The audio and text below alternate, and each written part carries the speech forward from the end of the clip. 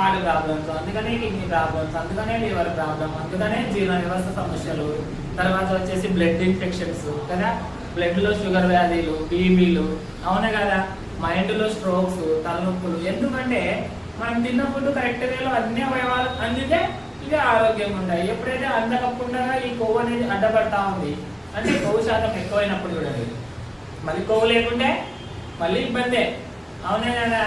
ఎందుకంటే మన అవయవాలు కదలికలు జరపాలంటే కొవ్వు అనేది ఖచ్చితంగా అవసరమే, కానీ ఎంత ఉండాలో అంతే అవసరం కదా. అది కూడా మనకు బరువు అనేది ప్రభావితం చేస్తూ ఉంది. మరి కరెక్ట్ వేలో బరువు ఉన్నారు, కానీ కరెక్ట్ వేలో బరువు ఉంటే కూడా వీళ్ళకి ఏది ఎక్కువ ఉంది ఏది తక్కువ ఉంది ఇక్కడ ఇంపార్టెంట్ కదా. బరువు అయితే కరెక్ట్ ఉండొచ్చు, కానీ నేను 2 విషయాలు మారుతాయని చెప్పాను.